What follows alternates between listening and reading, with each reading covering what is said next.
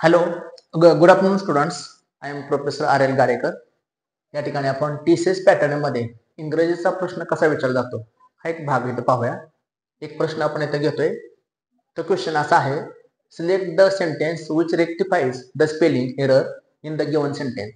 दिलेल्या वाक्यामध्ये कोणत्या सेंटेन्स मध्ये स्पेलिंग एरर आहे किंवा कोणत्या सेंटेन्स मध्ये स्पेलिंगची चूक आहे हे आपल्याला शोधायचं आहे.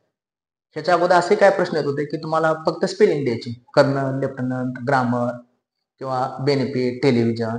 आता या ठिकाणी ते पूर्ण सेंटेन्स देतात आणि त्या सेंटेन्स मध्ये आपल्याला चूक शोधायची आहे. पहिले सेंटेन्स बघा, remember to express your eagerness for the position. Remember to express your eagerness for the position.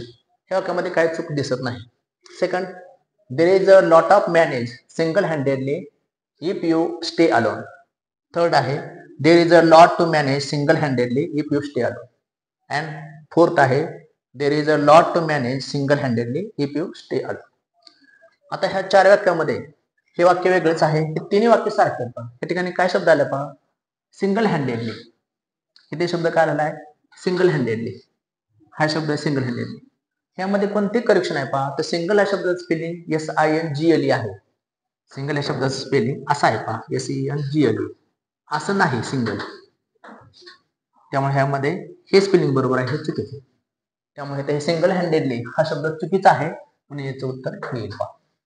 मला वाटतं हा एवढा सोपा प्रश्न होता, तुम्हाला समजला असेल. थँक्यू.